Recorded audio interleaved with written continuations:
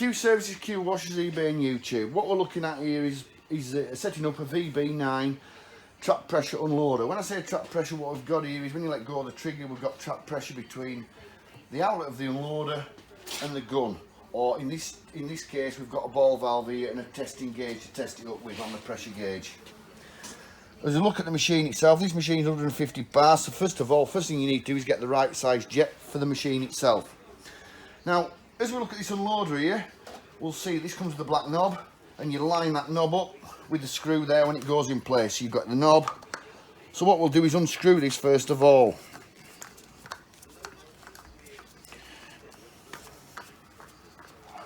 So we're unscrewing this. Now you'll see that has moved as well.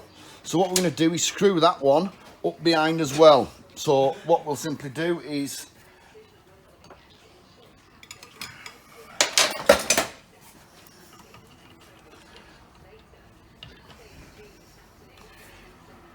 we've taken the grub screw out that was in there, which was in there. So it means that what we're doing is we're going to pull this and take the pressure off the unloader. And we're screwing this right up.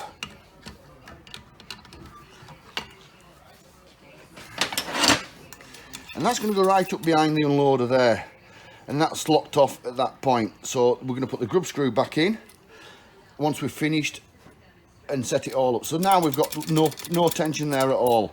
What we'll do is turn the machine on, and what we should have reading first of all is very little pressure on the pressure gauge until we start screwing this knob down. So valve open, we'll turn the machine on. As you can see, we've got very little pressure. So if you look back here now, what we're going to do is we'll start to screw this down.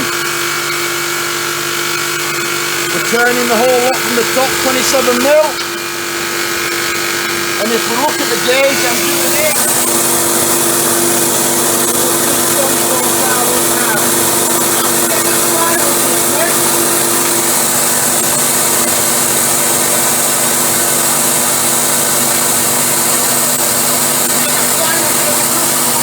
Now we screw this knob down a little bit more. And if we see and watch that,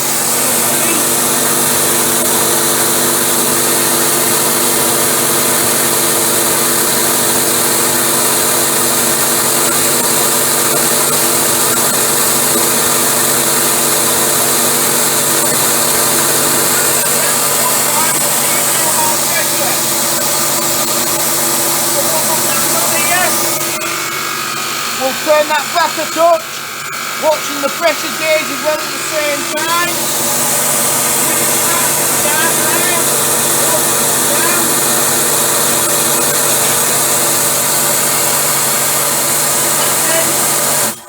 So that then is set. So what we've done is we've pulled this back up to the top. So the pressure is zilch. This nut is right up behind it to start off with. We've screwed this top nut as far down as it will go. It's come to a stop, but the pressure is not at the maximum. So at this stage what you'd have is water still bypassing out of this pipe. We then continue with the 24mm below, and we've started to screw that down. We can then see on the pressure gauge every time we tweak that and touch it, that pressure on the gauge goes up and down. So now this unloader is then set off its correct position. So if we put the knob onto this system now and lock this locking nut off on this grub screw,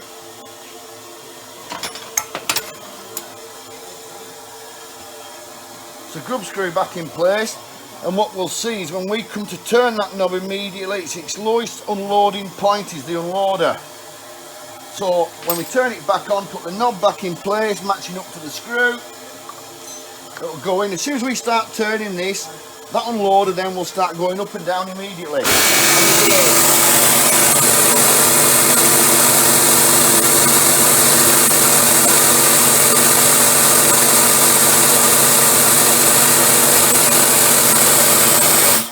unloader now is set up correctly. So as soon as we adjust it, means that that pump and engine motor is unloading its lowest unloading point. We most probably have a slight drizzle coming back into here while the machine is running with the right size jet in place. Thank you very much. Q Services, Qwashers, eBay and YouTube.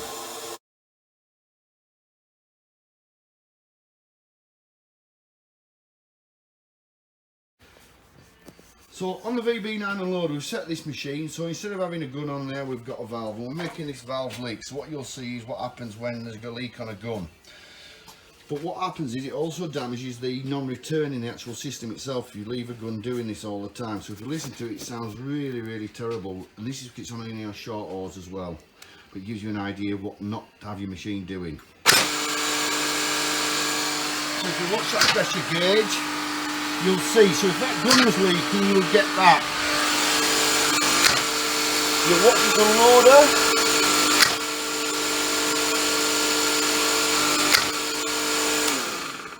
now long term, so that means you do not leave your gun, so if it starts to leak get it changed, because otherwise long term you'll end up with a fault. And most of the time it's in this unloader, but this bullet in this unloader can also wear as well as the gun. So what I'll just do is show you on the system. So this is the VB9 unloader, and what I've got is a non-return valve inside here. Now it simply works. That's the non-return, and what it simply does is it works, you'll see the smooth part inside the unloader itself. On there we've then got the O-ring and the bullet. Every time you let go of the trigger, automatically that valve goes back and it locks in place and it seals the water from here to the gun or the ball valve or whatever. Yeah.